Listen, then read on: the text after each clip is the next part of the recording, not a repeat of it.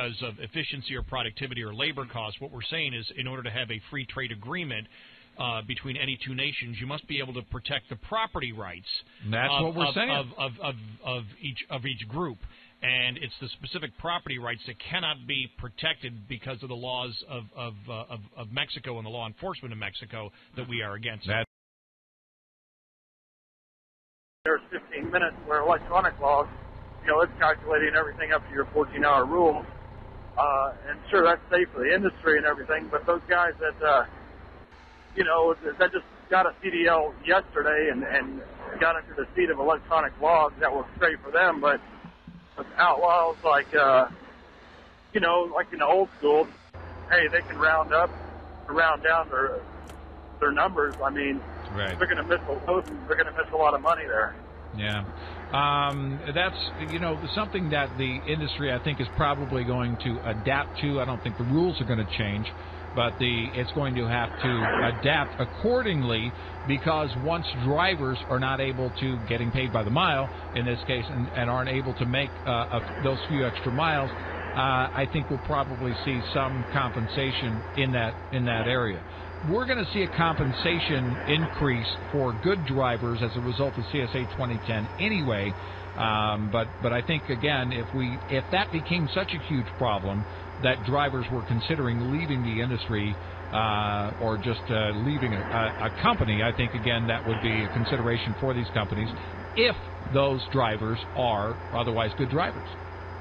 Yeah, I understand that. I appreciate you taking my call. Okay, thank you very much. And guys, that's where, this whole CSA 2010 and the effects of CSA 2010 for the good drivers really start to add up. You think about all the other items that are kind of these sideline, back burner items that drivers have to contend with. And at the end of the day, when you hold that negotiating power, as long as you have the power to walk away, and in this case under CSA 2010, trust me, a good driver is going to be attractive to any major company. Then you're going to have that negotiating power. Too much equity in their own value. I think that's has to change in order for other changes to come about. I'm not saying you should throw your weight around irresponsibly, but you have to realize that if you're a good driver under CSA 2010, you do have that negotiating power simply because you can walk away, and other companies are going to see you as attractive. They want you. We're back in a moment. It is Northland Night. We're here with Derek and Patrick from Northland Insurance, and we'll get back to you in just a moment, so stand by. It's the Midnight Radio Network.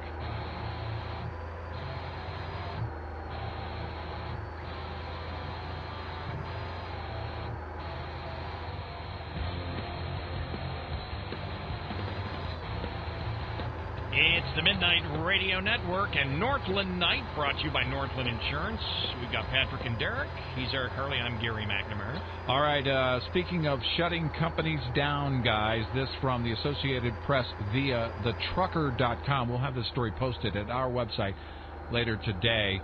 The Federal Motor Carrier Safety Administration told Hester Incorporated of Alabama that it had to cease operations after failing to correct critical violations, including allowing drivers to truck longer than allowed by law.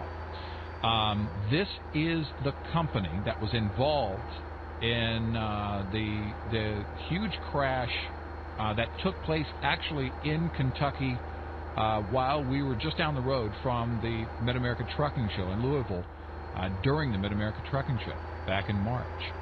I think I remember seeing that. Yeah, 11 people died. 2 children survived. I want to point out it was another driver. It was a very cold morning that morning. Another driver at that scene was able to get those 2 children out of that minivan and put them in his truck where it was warm until authorities got there. That driver deserves more praise than he's getting.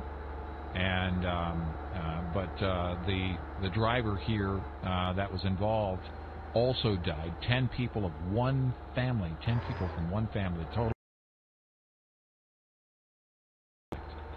So this has been a couple of months here that this order has essentially shut down this company. They have been ordered to cease operations after failing to correct critical violations, including allowing drivers to operate trucks longer than allowed by law. The fact of the matter is this: the days of running illegal are numbered. They're going away. The days of having shoddy equipment are numbered, because ultimately, and I think the number of inspections is going up right now, and we'll talk to Trooper Dial here soon on the program to confirm that, but we are hearing some anecdotal evidence from drivers that the number of inspections has increased. Ultimately, all of that is going to be going back under CSA 2010 into this scoring system, and if you are not playing by the rules, if you are running off the log books, if you're a company running shoddy equipment, you're done. And ultimately, you won't be hireable if you insist on running illegal and you keep getting caught. I guess the question is, where there's a rule, of course, there's a way to break a rule. How many drivers believe or companies believe they'll still be able to get away with it for now? So.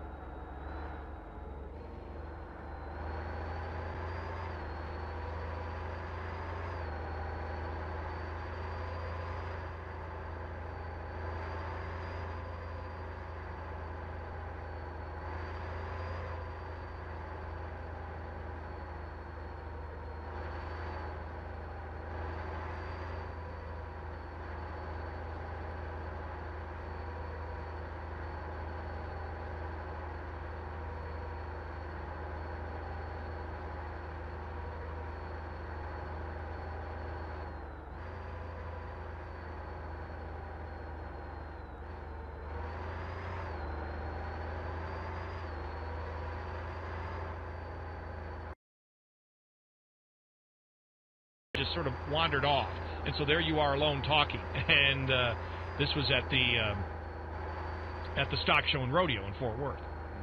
And these two guys got up, they were screaming at me, and so I had to get off the air because they were swearing, they were doing everything. I said, well, I got to take an unexpected break here, and did it, and then got the police that were actually just roaming came over and kept them away. Right.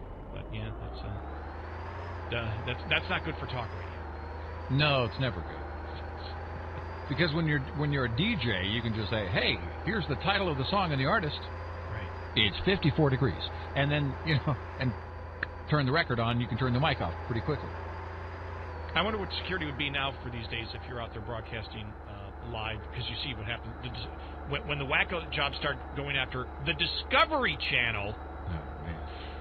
Was he a whack job, or was he just passionate?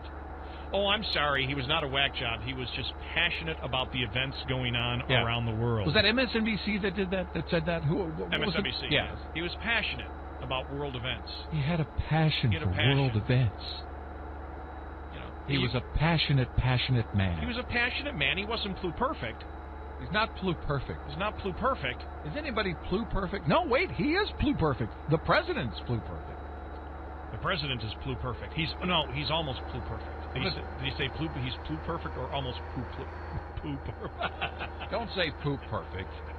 Now, that's just wrong. That's just wrong. Wow.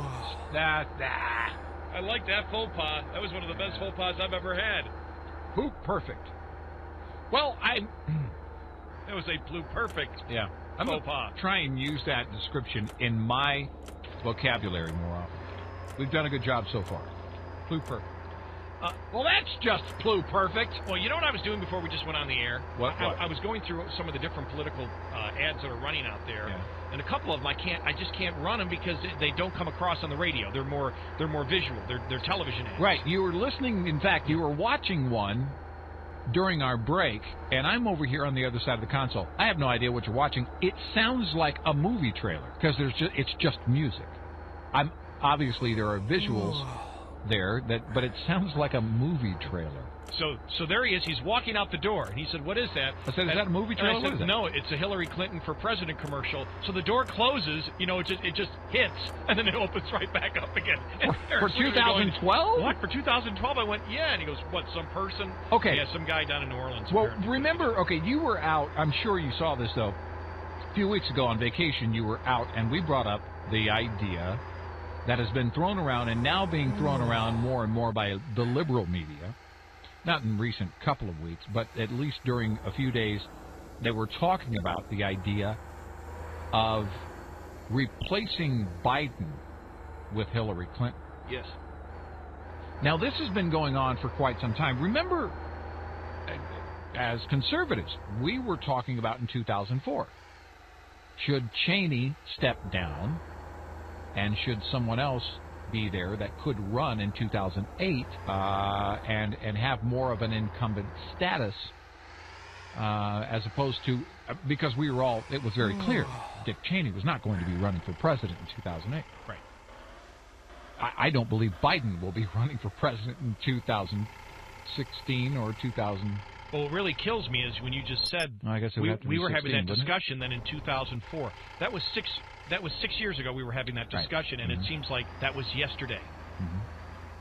Time's going too fast. Okay, well, back to the topic at hand now. So now the liberals are talking the same way conservatives were talking, and that is we pretty much have a stagnant